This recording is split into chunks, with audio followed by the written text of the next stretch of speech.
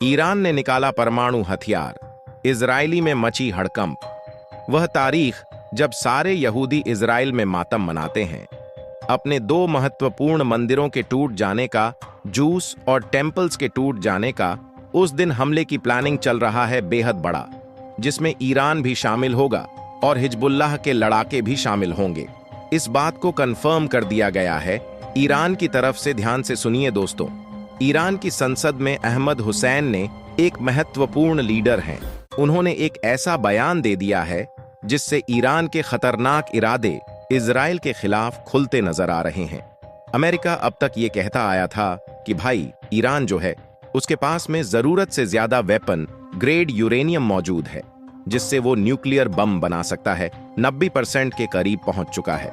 Iran खतरनाक परमाणु बम बनाने की अब 95% तक पहुंच चुका है। ईरान खतरनाक परमाणु बम बनाने के लिए अब 7 दिन के अंदर, कभी भी जिस दिन ऑर्डर मिलेगा, ईरान के सारे परमाणु वैज्ञानिक को 7 दिन के अंदर परमाणु बम की टेस्टिंग करके बता सकते हैं। ये सारे दावे किए जाते रहे US media house, US army, US intelligence के द्वारा। लेकिन अब अहमद ईरान के पार्लियामेंट के एक महत्वपूर्ण मेंबर, उन्होंने खड़े होकर यह कह दिया कि ईरान के पास परमाणु बम मौजूद है और इजराइल को इसका सामना करने के लिए तैयार रहना चाहिए। और अब खबर निकलकर सामने आ रही है एक्सपर्ट्स के द्वारा और इंटरनेशनल मीडिया हाउसेस के द्वारा कि 8 से ज्यादा खतरनाक परमाणु बम हो सकते हैं इस वक्त ईरान के पास, जिसे उसने ऑलरेडी छिपकर बना लिया है और उसके पास मौजूद है ये परमाणु शक्ति। ठीक उसी तरीके से जिस तरीके से इजराइल के पास परमाणु शक्ति मौजूद है, पर उसने आधिकारिक रूप से ऑफिशियल दुनिया में ये नहीं बताया है कि उसके पास में परमाणु शक्ति मौजूद है। तो क्या ईरान परमाणु बम का हमला करने वाला है इजराइल पर? क्योंकि देखिए, जिस प्रकार के प्रोजेक्टाइल का इस्तेमाल ईरान करेगा जब तक वो फतेह हाइपरसोनिक मिसाइल नहीं निकालेगा। जी हां दोस्तों, ईरान जैसी कंट्री के पास भी फतेह हाइपरसोनिक मिसाइल मौजूद है। हाइपरसोनिक मिसाइल यानी कि ऐसी मिसाइल जिसे रोक पाना इजराइल का long range air defence system उसके पूते की बात नहीं है, जो अमेरिका ने वहां पर दूसरे एयर डिफेंस सिस्टम अपने देके रखे हैं। थर्ड हो गया, पेटसट हो गया, और दूसरे जो वेपन सिस्टम है उन सबके भी बस की बात नहीं है एक हाइपरसोनिक मिसाइल को 100% एक्यूरेसी के साथ में खत्म कर देना। अब फतेह हाइपरसोनिक बैलिस्टिक मिसाइल का इस्तेमाल करेगा कि नहीं करेगा, ईरान इस पर सवालिया निशान है। पर ईरान के पास खतरनाक परमाणु बम हो सकते हैं, इस बात की पुष्टि हो जाती है ईरान के ही पार्लियामेंट में, ईरान के ही सदन में दिए गए इस जो लीडर है अहमद अर्दोस्तानी, उसके बयान से साफ नजर आता है कि अगर ईरान को थ्रेट महसूस हुआ तो वो हमला भी कर सकता है झुंझलाकर। और ईरान ने ऑलरेडी सारे अरब देश जो कि अमेरिका के साथ क्लोजनेस में है, और अमेरिका खुद को सीधे सीधे ईरान ने चेता दिया है, तुम हमें मत बताओ कि हमारे हमले से एक जंग भड़क सकती है। अगर जंग भड़कना होगा हमारे हमले से तो भड़क जाए, हमें उससे कोई फर्क नहीं पड़ता। ईरान हमला करेगा, ईरान जवाब देगा, और ये ईरान की ड्यूटी है उसके सेल्फ डिफेंस का, उसकी सॉवरेनिटी के लिए, और इजराइल को कोई नहीं बचा सकता। साफ इस प्रकार की बात ईरान की तरफ से कही गई। और सबसे बड़ी बात यहीं पर एक ऐसी खबर आ रही है जो हिला देने वाली है। देखिए दोस्तों, इजरायली यहूदी कैलेंडर में सबसे दुख वाला दिन एक धार्मिक दिन होता है, एक दुख वाला दिन होता है जिसे टीशा बॉफ कहा जाता है।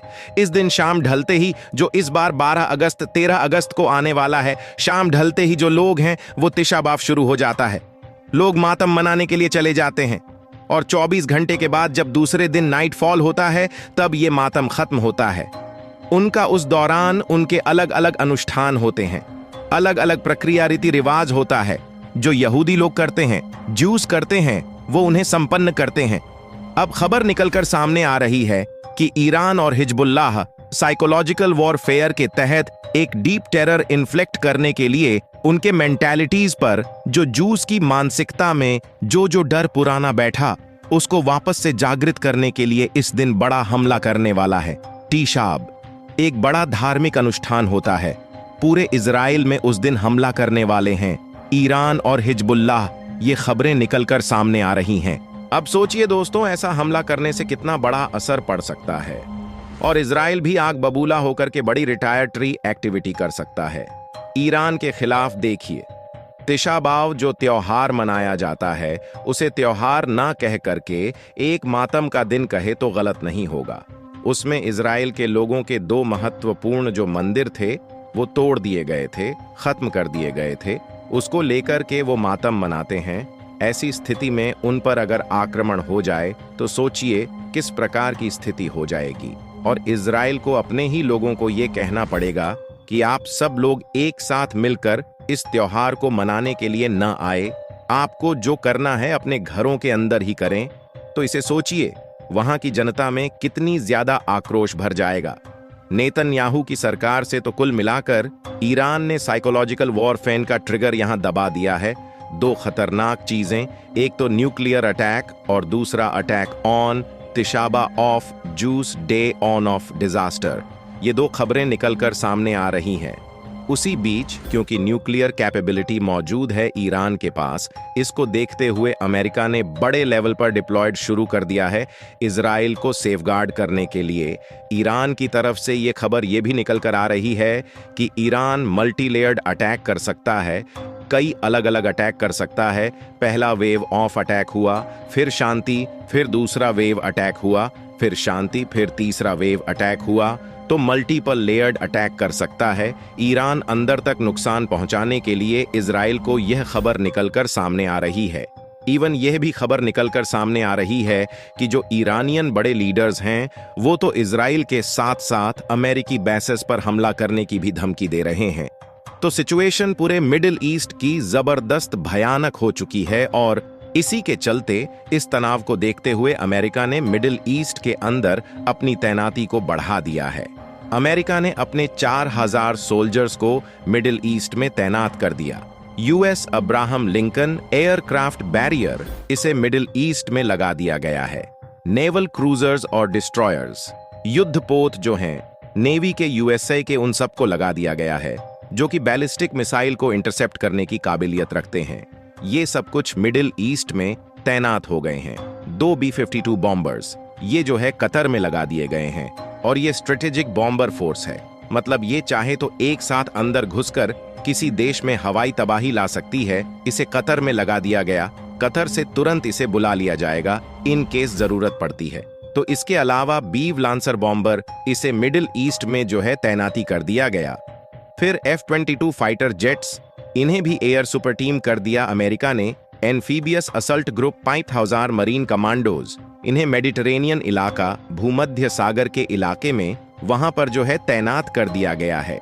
ऐसा कोई स्थिति हो जाए जहां पर इजराइल पर बड़ा हमला हो जाए तो लोगों को इवाकुएट बाहर निकालने का काम करने के लिए या जरूरत पड़े तो युद्ध के मैदान में उतरने के लिए इनका इस्तेमाल किया जाएगा। इसके अलावा थियोडोर रोजवेल एयरक्राफ्ट करियर ये लाल सागर में ऑलरेडी मॉनिटर कर रहा है और इंटरसेप्ट कर रहा है हुतियों के हमले को, मिसाइल लॉन्चेस को। तो ये सारी चीजें बताई जा रही हैं। इसके अलावा एडिशनल फाइटर स्क्वाड्रन ये भी एयर सपोर्ट के लिए तैनात कर दिया गया। अमेरिका की तरफ से इजरायली डिप्लॉयड की बात करें तो इजराइल और यूनाइटेड स्टेट्स ने स्ट्रेटेजिक पार्टनरशिप प्लान की है डिफेंस एफर्ट्स में, यानी कि अगर ईरान हमला करेगा तो उसको कैसे रोकना है। उसके लिए डेविड सिलिंग और पेट्रियट सिस्टम ये दोनों डिप्लॉय कर दिए गए हैं ताकि एयर डिफेंस फैसिलिटी मिल सके। इजरायलियों को दूसरा ground and air defence system deploy कर दिए गए किसी भी प्रकार के हमले को रोकने के लिए। देखिए, सिग्निफिकेंट मिलिट्री प्रेजेंस देखने को मिल रहा है। एक खतरनाक सैन्य प्रेजेंस उपस्थिति देखने को मिल रही है। मल्टीपल एयरक्राफ्ट कैरियर दिख रहे हैं, बॉम्बर्स नजर आ रहे हैं, एडवांस फाइटर जेट्स नजर आ रहे हैं, रोब मिलिट्री प्रेजेंस नजर आ रही है। हाई लेवल ऑफ कोऑर्डिनेशन की बात कही जा रही है, यानी कि इजरायली मिलिट्री और यूएस मिलिट्री के बीच में कोऑर्डिनेशन बहुत ही ऊंचे लेवल का बताया जा रहा है। मिलकर के खतरनाक तरीके से किसी भी ईरान के हमले को ना सिर्फ नाकाम कर सकते हैं पर अगर पलटवार करना रहे तो भी कर सकते हैं। इसके अलावा एडवांस डिफेंस सिस्टम जिनके बारे में हमने आपको बताया, जिसमें डेविड स्लिंग है, पेट्रियट मिसाइल डिफेंस सिस्टम है, ये सारा कुछ अमेरिका की तरफ से दिया गया है इजराइल को ताकि वो रोक सके और इजराइल के भी खुद इसमें इवॉल्वमेंट है। अब देखना ही होगा दोस्तों कि ईरान हमला करेगा तो किस प्रकार का हमला करेगा। और उसने इसी साल सन 2024 के साल में 13-14 अप्रैल को जो हमला किया था, अगर वैसा हमला किया तो कुछ भी नहीं होगा, लेकिन अगर बड़ा हमला कर दिया ईरान ने जिससे इजराइल में तबाही मच गई, तो ऐसी स्थिति में अमेरिका को ऑलरेडी वॉर घोषित करनी पड़ेगी ईरान के खिलाफ। और इसके बाद चुप नहीं बैठेगा रशिया भी जंग में कूदेगा, और उसके बाद रशिया ईरान मिलकर के अमेरिका और इजराइल को धूल चटाने की कोशिश करेंगे। बहुत ही खतरनाक सिचुएशन क्रिएट हो रही। पूरी दुनिया के मार्केट क्रैश होते नजर आ रहे हैं। इस युद्ध की सुगबुगाहट ने पूरी दुनिया के जो है फाइनेंशियल जो सिस्टम है उसको बहुत बड़ी चोट दी है। अब देखना ये होगा ये कितना बुरा होता जाएगा। नीचे कमेंट सेक्शन में लिखें अपनी राय, जितना हो सके इस वीडियो को शेयर करें। जल्द मिलिए नेक्स्ट अपडेट में, बने रहे हमारे चैनल के साथ लेटेस्ट अपडेट पाने के लिए।